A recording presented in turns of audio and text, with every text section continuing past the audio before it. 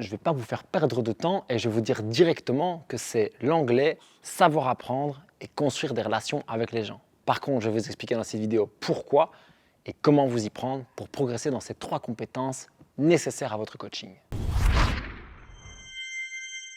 Avec 12 ans de carrière maintenant, dont 9 dans le CrossFit, j'ai pu me rendre compte qu'il y avait 3 grandes compétences qui distinguaient les coachs des bons coachs ou en tout cas de ceux qui allaient plus loin. Et il y en a d'autres, c'est vrai, mais ces 3-là, si on ne les a pas, peuvent vraiment créer des gros manquements dans notre compétence de coaching, mais également dans notre carrière. Et la première dont j'ai parlé en introduction, c'est l'anglais.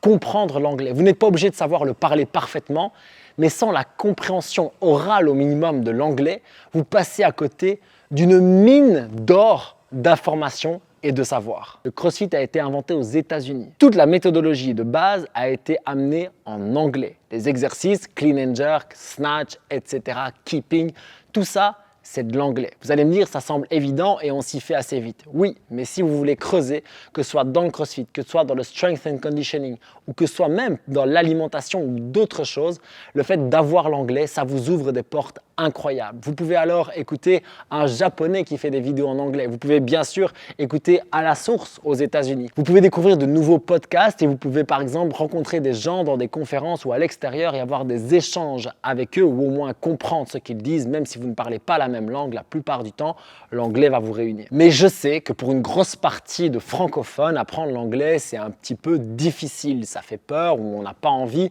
Et puis, c'est pas vraiment dans les mœurs, particulièrement en France. C'est pas un jugement, c'est un fait. Alors, comment vous y prendre pour que ce soit facile ou en tout cas accessible, que ça vous donne envie?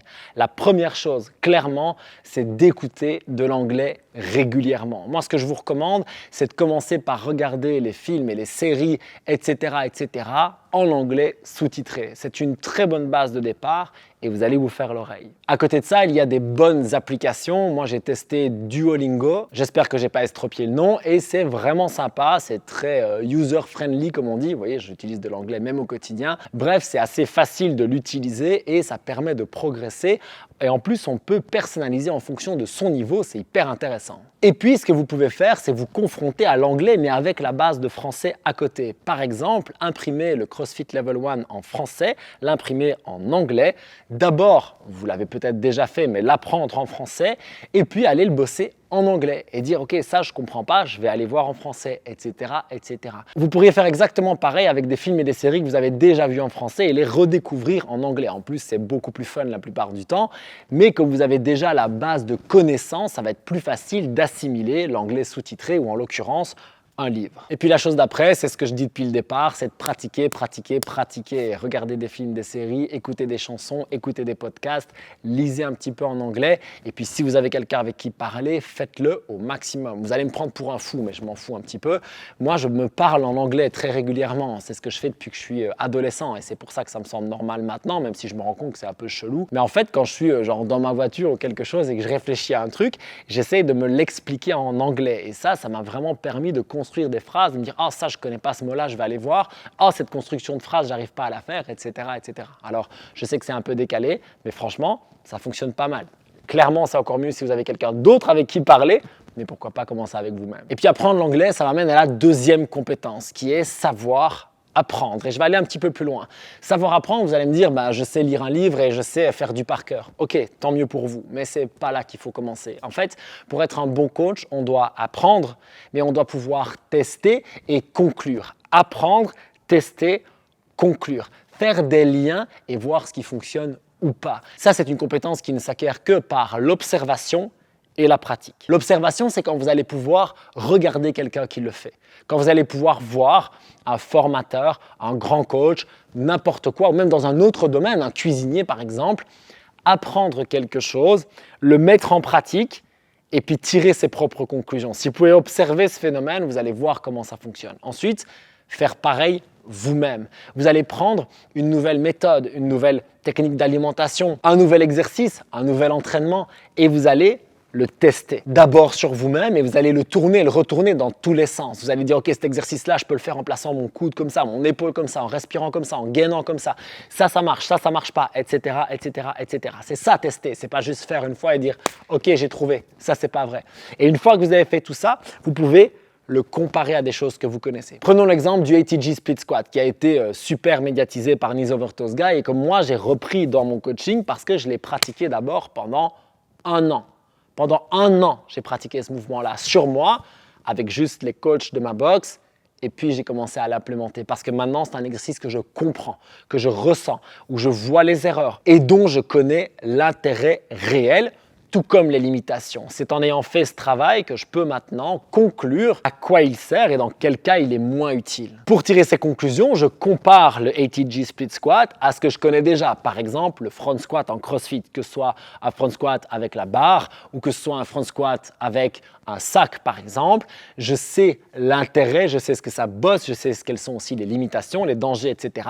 Je compare les deux et ça me permet de tirer des conclusions. Quand je fais ces liens-là, je deviens un meilleur coach parce que j'ai plus d'outils, plus de compréhension de mes outils et donc je sais mieux les utiliser pour aider les autres. Parce que les autres, c'est pour eux qu'on travaille. Alors on travaille pour nous, soyons honnêtes, c'est notre propre gratification, c'est notre sentiment d'aider les autres qui nous donne envie de bosser dans ce qu'on fait.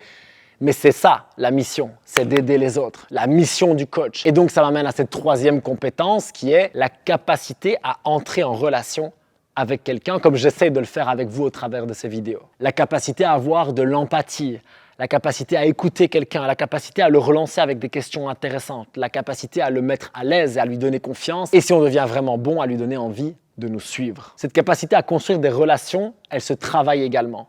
Commencez par le livre que tout le monde connaît dans mon domaine, mais qui est pourtant très méconnu dans le coaching en CrossFit. Comment se faire des amis et influencer les autres, peut-être dans l'autre sens, de Dale Carnegie. Je vous mets le lien dans la description.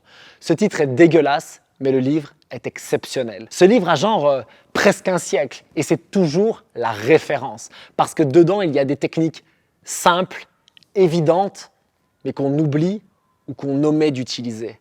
Lisez ce livre et surtout, mettez-le en pratique. C'est grâce à ça que vous serez beaucoup plus à l'aise avec les autres, grâce à la pratique. Commencez par regarder un peu plus dans les yeux, commencez par sourire, commencez par poser des questions avec intérêt, commencez par vraiment écouter sans interrompre, sans penser à ce que vous allez dire, mais plutôt en cherchant une relance intéressante. Montrez de l'intérêt à l'autre et proposez-lui des pistes de solutions qui lui conviennent. L'adaptation à l'autre, la création de la relation, la mise à niveau, tout ça, c'est un art sur lequel on peut travailler toute notre vie. C'est ce que je fais encore aujourd'hui, mais c'est ce qui peut faire la différence. Parce que soyons honnêtes, vous avez plus envie de suivre quelqu'un qui est inspirant, qui vous regarde dans les yeux, qui vous pose des questions, qui a une bonne posture, qui est dynamique et qui a vraiment envie de vous aider et qui vous le montre? Ou est-ce que vous avez envie de suivre cette personne, vous savez, quand on entre dans un commerce et qu'elle pend déjà la gueule avant même qu'on lui ait demandé quelque chose? Cette personne-là, j'ai pas envie de savoir ce qu'elle a à me dire, j'ai pas envie de lui parler, j'ai juste envie de prendre l'information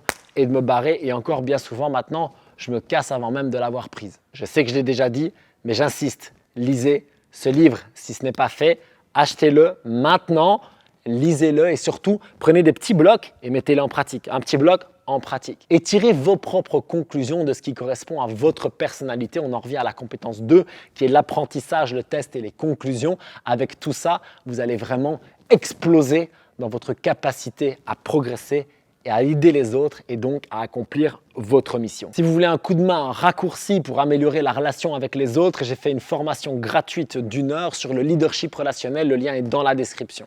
Et vous avez envie de progresser, alors il faut éviter les 3 erreurs que je cite dans cette vidéo. Prenez soin de vous, continuez à coacher avec toute votre passion et d'accomplir chaque jour un peu plus votre mission. Peace!